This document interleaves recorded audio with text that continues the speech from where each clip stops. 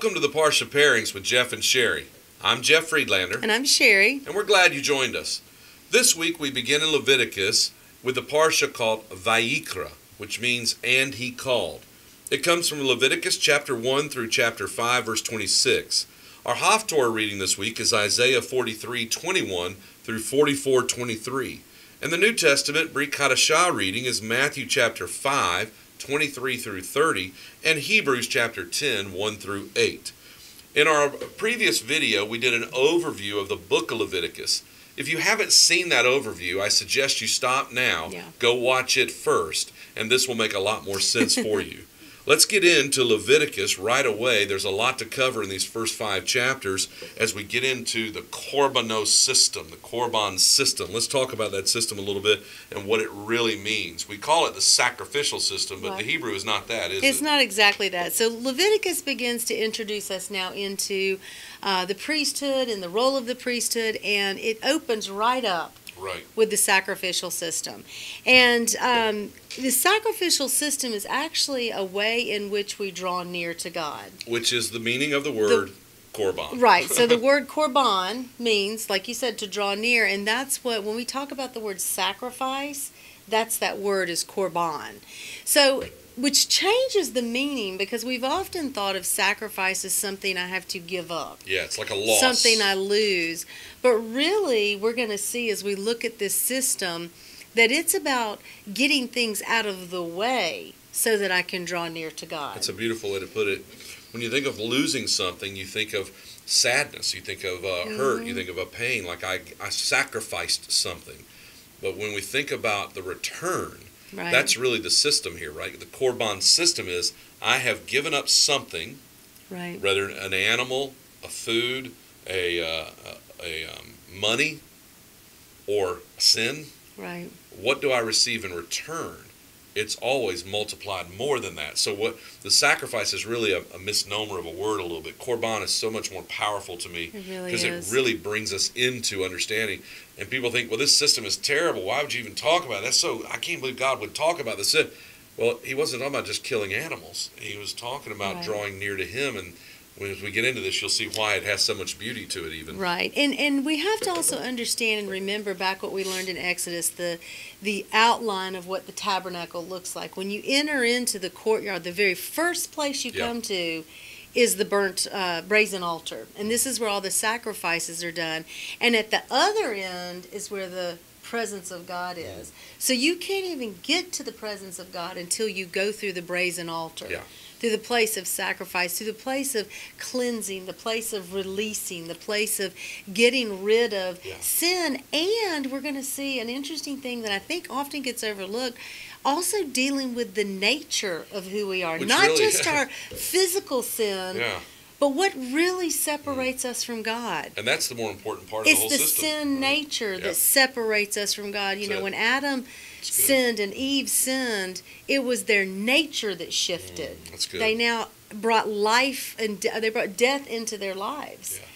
This is what God is dealing with, and this is what's so powerful about this system. Now, let's dig into we're going to see here. We're going to see 5 different sacrifices that we're going to look at in this just first 5 chapters. And what's interesting, a couple of things I want to define before we get into them. One, the first 3 are actually voluntary. And that is huge. Most people don't realize that. You're not required to do these first 3, even in that system or in today. God may ask us to sacrifice. God may ask us to come and give. But he says it with a voluntary choose. Do you want to give or not give? And we saw that in them bringing offering to the building of the tabernacle. If it's in your heart to do. God is not a God who is forcing us to do this system. So the first 3 are voluntary and the last 2 are required, but the reason they're required is going to have some it makes weight sense to and it. You're going to like it.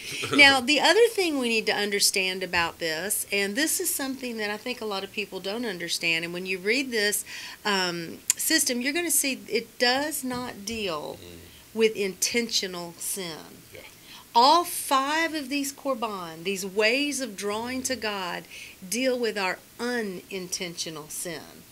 So the law is there, but I don't know that I've sinned against it. That's a huge, huge point to make. that the grace of God is evidenced right here in this first opening books of Leviticus that says, yes, I've given this law. Yes, I've given this way to live for me. But you might not even recognize it. You might sin and not even know you've transgressed my holiness. And I've got a way for you to be forgiven.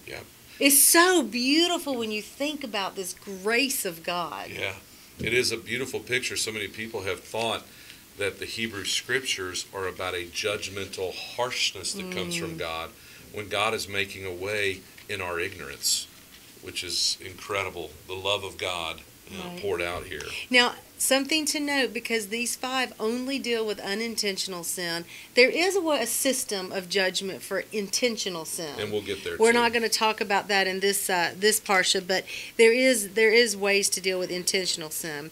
There's a distinction also to be made as we go through these between sin that we actually commit and the nature of who we are. So we're going to kind of dig into some of that, and we'll show you what that looks like. Now, another thing I want to note as we go through these sins is the order with which they're presented to us.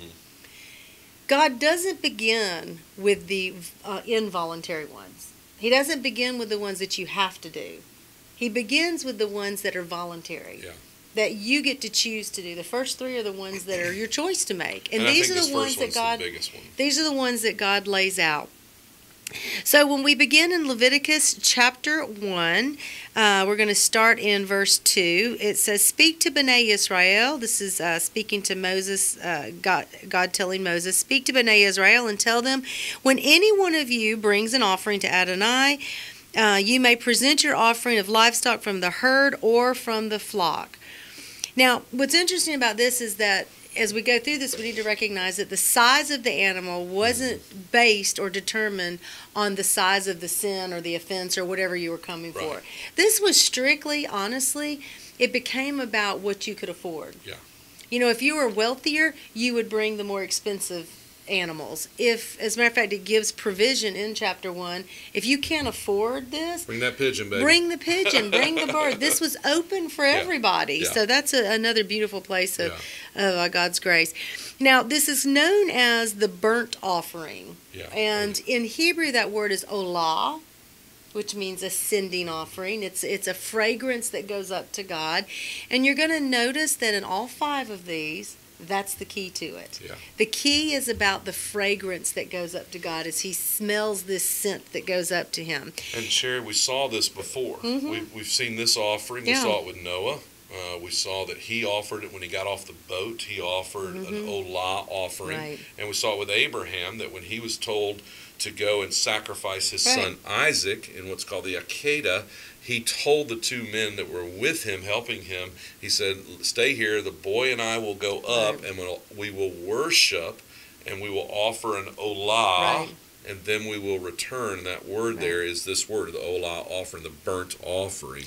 And we know that they're to be done according to other passages, not within this Leviticus one, but every morning and evening, every Sabbath, the beginning of each month, at Passover with the new grain and first fruits offering of the first of the weeks, at the Feast of Trumpets. We'll read about that when we get into the looking into the feast, and at the new moon. So this was an offering that was constant. This was not the burnt offering. It was always available. It was always available. It was happening every morning and every evening. And I will say this as a Hebraic understanding for you. When the Bible talks about doing something in the morning and the evening, it is not only saying possibly a specific time, okay, to begin in the morning and do it in the evening too. It's also telling us this. It is the idea is to cover your entire day, your entire life. It's a 24-hour cycle. So it's saying this offering encompasses everything. That's what it means. Now, let's talk about why. Why would God want us to do that? Because this is not dealing with our sin. This is not a sin offering. Verse 3 says, "If his sacrifice is a burnt offering, an olah, of an ascending offering, and a korban, a way that the worshiper wants to draw near to me, and it comes from the herd, he is to present a male without blemish," and he gives great description on that. And he says he is to offer it at the entrance to the tent of meeting. Why? So that he may be accepted by Adonai. God says, come and bring this offering. And when you do it, you lay your hands on the head of the animal. And what this symbolizes when you're laying your hands on it is you're transferring into this animal what you have within you. That the animal is now going to take on the punishment of what is in your heart and what's in your sin. Now, sin is never mentioned in this chapter.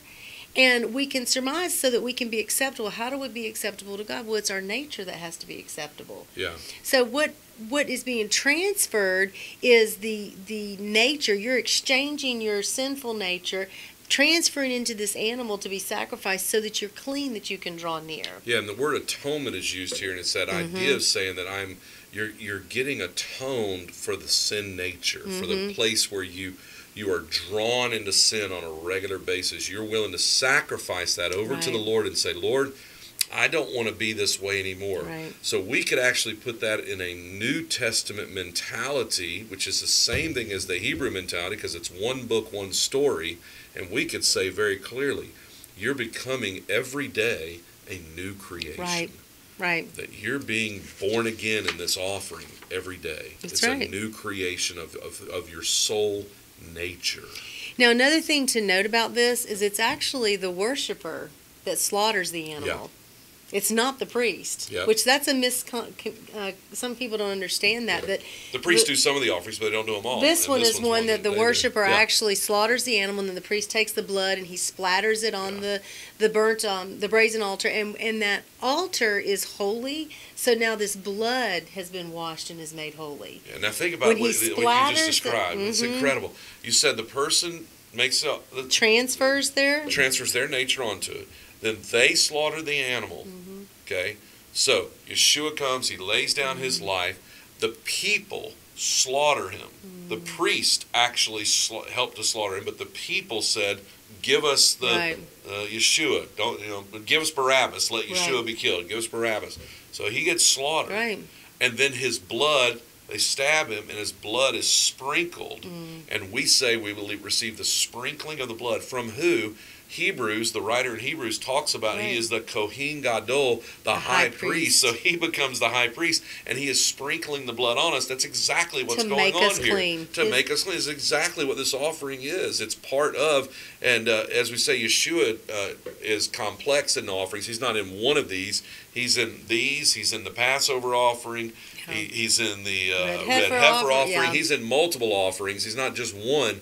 But here we do see clearly the picture that you're describing. We see that picture of Yeshua. It's right here in the burnt offering, the Olah offering. And the other thing which is free will again. The other thing that we see, and again, we're going to show you when we get to the last two offerings why Yeshua, this is a part of what he did. Yeah. Because the whole animal, it's stripped down, you pull the innards out, and there's process for that, but the entire animal is consumed. All of it. Which is what makes it's the only sacrifice where the whole animal is consumed. There's nothing left of it. You don't eat any of it. You don't share any of it. You don't give any of it out of the camp. The whole thing is consumed, which is that idea of coming to God and saying, I give all of me. Behold. You can have all of me. There's nothing left of me. Take it all. Behold, the old has passed away, and the new has come. That's good. It's beautiful. So then, moving into chapter 2, we begin with the second korban, the second way we can draw near to God, the second sacrifice. This is also a voluntary offering, and it's called the Minka Offering. And this word Minka means a gift or a tribute, offering, present, sacrifice, or some translations call it a meal offering. Or grain offering, because this is actually the only one of the 5 that is not an animal. Right. It's actually grain that you're bringing in. Yeah, and you mix it with some oil. You mix it with oil, and you put some frankincense on it, and that's and it's only you bring the offering, and then only a portion of it is burned, right, and then the rest of it is for Aaron and his sons to eat. So you're bringing in this Minka offering. And again, we see in chapter verse 9, that it's a soothing aroma to Adonai. He smells this aroma coming up. And remember, we talked about in Exodus that this incense is like the prayers going up to God. It's this fragrance going up to God of the worshiper coming and saying again, I'm bringing a voluntary offering to you.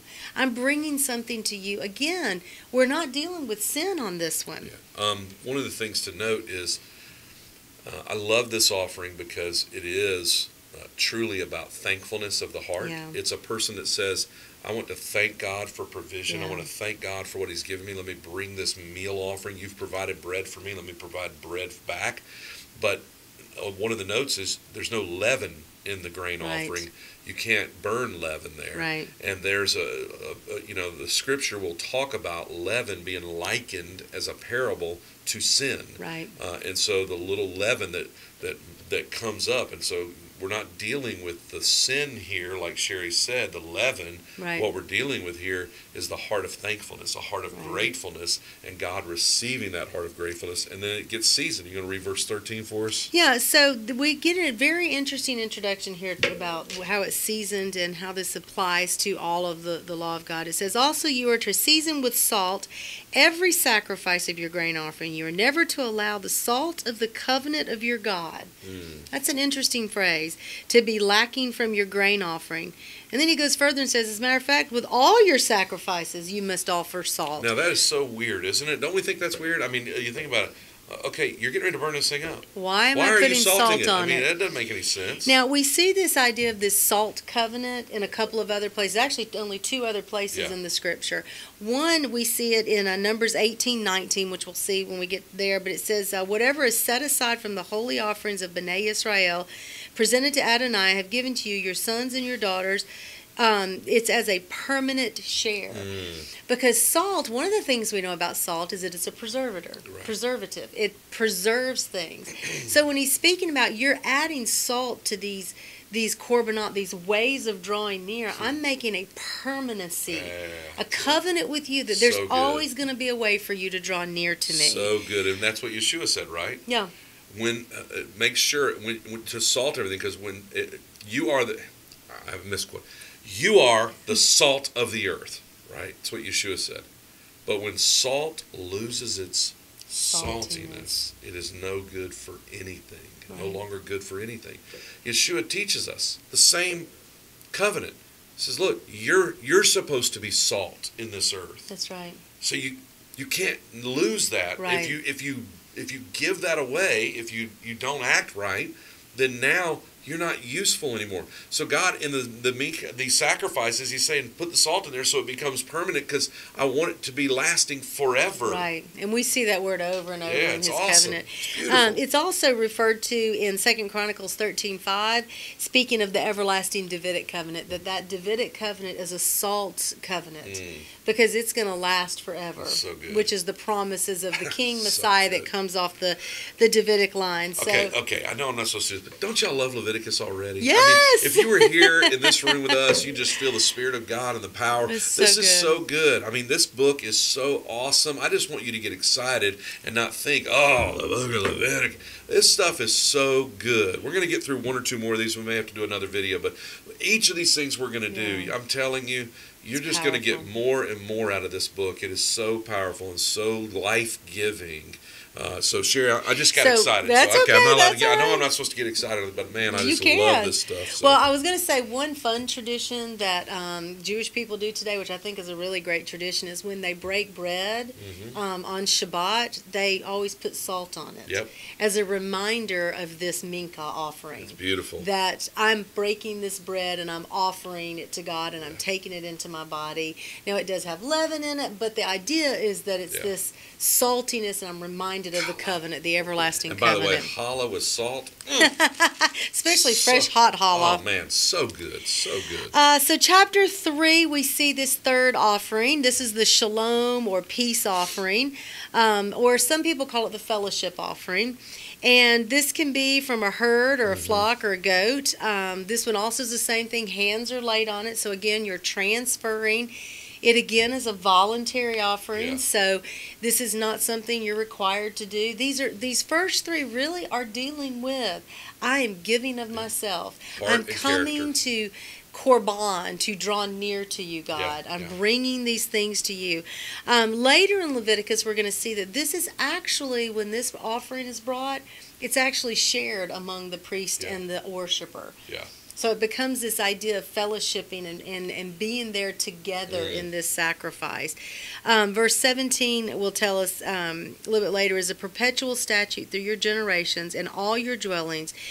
We see spoken to us here that you shall not eat neither the fat nor the blood. And that's one of the things they do in this offering is you remove that fat and the blood is drained completely out. And when you're sharing it, you don't eat the fat. Right. And you don't eat any of the blood in the meat. So we get this principle that God says, why? Later, because life is in the blood. Right, right. So we don't eat the blood. Yeah, we'll get that principle pretty detailed for us, and it's all through the scriptures. One of the things that, before we move into the next offering, I want to make sure we gather this offering is really powerful because, like the one before brought grain, food, thankfulness with food and salt. This one brings meat. It brings a sacrifice of meat, but unlike the burnt offering, which takes it all out, this meat offering we get to partake in. Right. We get to share with the priest and eat parts of it, right? And take and enjoy it. And it's called a shalom, or a peace offering. It's the idea of saying, I have now had some mediation in my heart, and I am getting at peace. God is removing the parts of this animal that deal with all of the waste, the liver, the kidneys, the fat, where everything is stored that's not, necessarily supposed to be there. Right. All these areas of the body where the waste and the Right. pure impurities are getting dealt with. Right. That's what I'm getting The rid of. symbolism is deep. Yeah, I'm getting all that out, and now I'm left with, I've gotten the life of the blood out, so I'm not in sin there, and I've gotten all the impurities out, and now I get to share this beautiful, clean meat, Right. and eat and share with the priest. And here we are. It brings peace to you. It's like, okay, the table is set, and it's a good table. Yeah. It's a proper table. And so this is a beautiful offering in that it teaches a big lesson for us. It does. All right, moving on to chapter 4, So now I chapter guess. 4 This is where the introduces, turns happen. it introduces these last two we're going to look at are ones that are involuntary. You Yeah. are required to do these. These actually begin to deal with sin. Yeah, Now, again, it's unintentional sin. right. These are the things that the law is there and you've done it and you don't know that you did it. Yeah. And we're going to see two distinctions between these. So this first one, dealing with the unintentional sin, is korban, still within that idea of drawing near to God. Verse 2 And verse 2 says, "Speak to Bnei Israel, saying, if anyone sins unintentionally in any of Adonai's mitzvot that are not to be done and commits any one of them, or if the anointed Cohen sins, the priest sins, Right. so as to bring guilt on the people, then let him offer for his sin which he has committed a young bull without blemish to Adonai for a sin offering." Now this is called the chatat sin offering. The chatat. You gotta kind of cough pull that it one up. Chatat. And chatat means to miss, or to miss the way, to go the wrong way. We get this idea in the Hebraic understanding of a bow and arrow. Yeah. That, you're aiming, but you miss the mark. And I would like to say that it's not missing the mark like accidentally. You were aiming at the right place and you're just not a good marksman. Right. The idea of hatat, of missing the mark, is actually requires teshuvah later, which is turning around the other direction, repentance. And so what missing the mark really means is I'm aiming the wrong way. I'm actually going this way when I was supposed to be going that way. Right. It's not a good marksman that's aiming right at the target and, oh man, I just barely missed that. No, you're actually a sinner. You've gone the wrong direction. Again, I think, and that's a great point to bring up, is that we've been dealing with this nature of man. So God has grace to go, you have a sin nature. You might get turned around sometimes and are even shooting the wrong way. Yeah. And you didn't hit the target of Right. what you were supposed to do. Right. Now, the process is a little bit different on this one, which I think this is so interesting. So we begin in verse 6. It says, the Cohen is to dip his finger in the blood after the offering's been made, sprinkle 7 times now before Adonai. Then he goes before the curtain of the sanctuary. Now, if we remember our tabernacle, the curtain of the sanctuary is the one that's in the holy place. Yeah. It's the place that's got the menorah, the altar of incense, and the showbread. And it's just before you get into the Holy of Holies. So now you've brought this offering, this korban of drawing near, and now you're actually moving. The blood is actually now going closer to God. Yeah. And he puts it before the curtain of the sanctuary. Then the Cohen should put some of the blood on the horns of the altar of the sweet incense before Adonai. This is that altar of incense. He's bringing the blood from the brazen altar, taking it all the way through now into the holy place, and he's putting, because now you've recognized, I sinned. I have done something that's against God. Yeah. And I'm bringing to have covering for it. And it's being offered up as a prayer before the presence of God. Beautiful. And then he's to pour out the rest of the blood of the bull at the base of the altar of the burnt offering. He is to take all of the fat of the bull and the sin offering off of it, the fat that covers the innards, all the fat that is on the entrails, the 2 kidneys, and the fat of them which is on the loins, the cover of the liver. This is what you were talking about a little bit. All the junky stuff that carries all the refuse of the body. Just as it is removed from the bull of the sacrifice of the fellowship offering. The Cohen should burn them up as smoke on the altar. So all the fat, all these entrails, all the inner part is being burned up. Yeah. The inner man that gets healed by the blood, the inner man that God is concerned with, is put on that altar, and it's burned up. And then the blood is drained off this animal. You've also put your hands on this animal, bringing your sin to him. But then here's what's interesting. The bull's hide, all its flesh with its head, along with its legs, its innards, and its dung, the entire bull is carried outside of the camp to a clean place where the fat ashes are poured out and burning on the wood and the fire. It is to be burned on top of a place of pouring fat ashes. Yeah. So much analogy here. Yeah. This is sin. This is your chatat. This is, I have missed the mark. I didn't know that I missed it, but I've missed it. God made a way for me to come and have atonement. So the inner part, the nature man, is put on the altar. And then it's carried into the holy place. But the animal, the flesh part that received the sin, can't be in the camp of God anymore. Yeah. The sin is carried out. Carried outside of the camp. What do we know? Where was Yeshua crucified? Outside the camp. Outside the camp. He was outside the city walls when he was crucified. Which is where the red heifer sacrifice happens. We'll read about that when we get in the parshas of the book of Numbers. Yeah. But that's where the red heifer sacrifice happens, and part of Yeshua's covering is a red heifer sacrifice that's done outside the camp. It's incredible. It's a powerful analogy. And then the rest of the chapter goes on to talk about whole congregational offerings. And one of the things I wanted to bring up here is verse 14. We'll start in verse 13. Now, if the whole congregation of Israel sins, again, it's back to your point, we're a people. We're a community. God sees us as a community. He sees us as a people.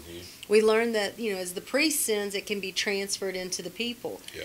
But if I sin, it affects the whole community. Sin's never in a vacuum. As much as we want it to be, it never is. So when the whole congregation of Israel sins, but the deed, get this, is hidden from their eyes of the community, yet they have done one of Adonai's mitzvot that are not to be done, then they're guilty.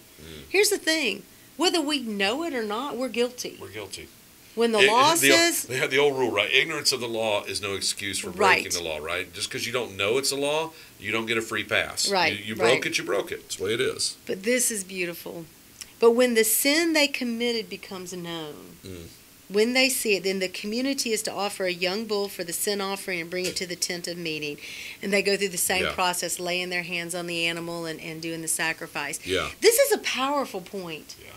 Because, so many times we live in this place of, am I obeying right? Am I doing right? Is this good? We need to trust. What did Yeshua tell us? I'm going to send you the Holy Spirit who's your teacher. He's going to reveal to you truth. Yeah. He's going to tell you. If I do something wrong, it's that Spirit of God in me. Yes. That nudges Yes. me to go, that wasn't right. Yes.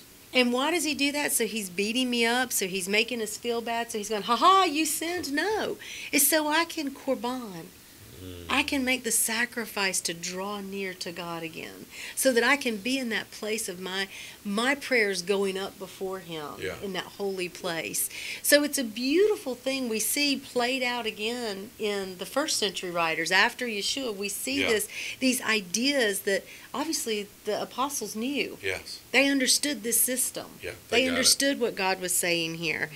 And when we get into the Brit Hadashah portion in Hebrews 10, it speaks of this system. It speaks of this idea of forgiveness. But one of the things that it speaks to also that's kind of it's very stark in its statement. Because again, this is dealing with my unintentional sin. I didn't know I sinned, but now I've seen it. And Paul teaches us this, that the Torah is what? Our tutor. Yeah. It's what shows me that I've disobeyed God. Right.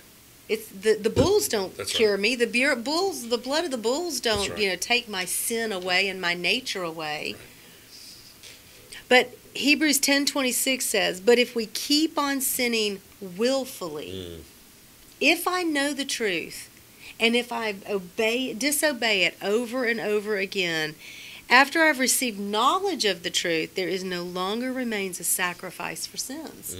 So this system, where we're thinking about these 5 systems, there's nowhere in that if I'm going to be willful in it, then there's no more place for sacrifice. That's a powerfully dark statement in the sense of God has made every provision for us to draw near to Him. Yeah. And He even gives us the Spirit of God to draw us near. And so that we have clarity here to understand that there is a place where willful, intentional sin does what the Bible calls sears the conscience. Yes. It takes the conscious mind and makes it no longer care. Right. And when the conscious mind no longer cares that it's disobeying God, God says there's no sacrifice that can cover that. You've consciously decided to not walk in my ways. You've consciously decided to abandon my blood sacrifice. You've consciously decided you no longer want the sacrifice. It's not that God's sacrifice can't be made available. Right. It's that you've made a decision to have a seared mind because you continually walk in disobedience. You've been made aware, you've been given grace, you've been given provision, and now you've made choices to intentionally not have the sacrifice. And I think that has to be a really desperate place because, and I'm thinking in terms of, I know there's times I'm like, oh, I did it again. Oh, I know better. I did it again. Yeah. Again, when it's made known to me, and I come and I bring my chatat, I bring that, Lord, I did it again. Yeah. You're right. I tried and I did it again. I need your help.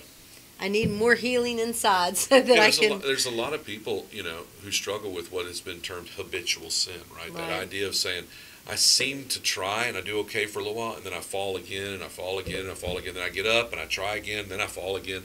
We're not talking about habitual sin. Those are places where people are truly repentant. They're doing the best they can. They're trying to surrender their life to God and trying to come back into a place of real purity with God. We're talking about those who they see it and they're like, God will be fine with it. God will be fine with it. Who willfully sin. He'll get over it. Who choose to go against it knowing the I know truth. it's wrong, but I don't really care. God will forgive me, and if He doesn't, it's okay. I'll just live with it. That kind of heart. That's the willful sinner. So here's this next one. Actually, the final one that we're going to do today. Moves into this idea of when I feel guilt and I continue. And I continue because the chapter 5 opens us with this korban, this way of drawing near to God, with the asham offering, which is the guilt offering. Or the penalty offering. And it begins with telling us that in verse 2, speak to Bnei Israel, saying, if anyone sins unintentionally in any of that, I'm sorry, that was chapter 4. Let's get to chapter 5. Yep, that'd be good. If a soul sins after hearing a charge of an oath, and he is a witness whether he has seen or otherwise known, and if he fails to report it, then he bears his guilt. Now we get into a different place now of missing the mark. This isn't chatat. This is the guilt you're feeling now. Which haven't we all experienced Yeah. guilt? We've all experienced I've seen something and I didn't go and tell Yeah. what I saw. Yeah, so hatat Or- is for the committed sin, whereas aham, this one, is for the guilt of the sin. Or if you touch something that's unclean, whether a carcass of an unclean animal or a carcass of an unclean livestock, though it is hidden from you. Again, this is that idea of I don't see something that God, for instance, if God has forbidden foods in the kosher diet or biblical diet, and I go, I'm going to eat it anyway. Well, that's willfully doing it. But if somebody throws bacon bits in my salad and I don't know it, this covers that, right? That I don't have to feel guilty about that. Right. But if it becomes made known to me, then there's a place for me to go and find korban. Talks about touching human uncleanness, and we'll deal with all of this later as we get further in the books. Or if a person swears rashly with his lips to do evil or to do good about anything that one might utter rashly or by an oath, though it is hidden from him, when he realizes it, he will be guilty of one of these. So again, this whole final one here, this final kind of sham offering, is a place where you go, my sin nature has become revealed, my behavior has been seen, and I see it, and man, I really don't feel, the word that's used a lot is convicted. Right. I've become convicted of this. And this offering is about dealing with the conviction you feel, the guilt you feel. And we would tell you shame is not from God, but guilt is. Shame says that I'm not worthy and that I'm a terrible person, and there's not really any. I gotta hide. Shame indicates hiding from something, whereas guilt would say, "Oh, I've become aware of this. I want this off of me. Right. I don't want this. How do I get rid of this?" And this offering is that place. And I love how verse 5 puts this. So it will be when one becomes guilty of any one of these things, he should confess about what he has sinned, then to bring your trespass offering to Adonai for his sin that he committed, and he tells which one to bring, and the Cohen is to make atonement for him over this sin. There's a covering for this. Right.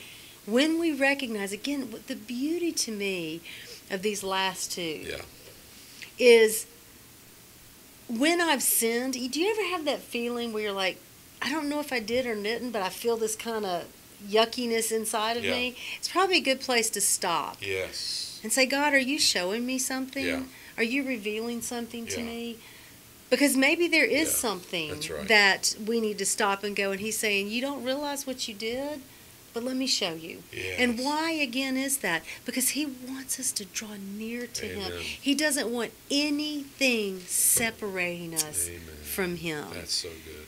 And he will do anything. And he has proven in this system that he set up to show the way, the pathway, through the altar of sacrifice, through the brazen altar, the pathway to the presence of God. So good. So we want you to dig in Leviticus chapters 1 through 5. Study the Korban system yourself. Look for the revelations God would give you and receive the grace that is offered through his sacrificial system. Although we no longer bring bulls and goats, although we no longer have to bring a meal offering or a food offering or a hatat offering the way it was done in this method, we still can bring these offerings to God through Yeshua, through accepting his sacrifice. And we can do these types of offerings through prayers, through good deeds, through offerings of finances or feeding other people. There's many ways to apply these.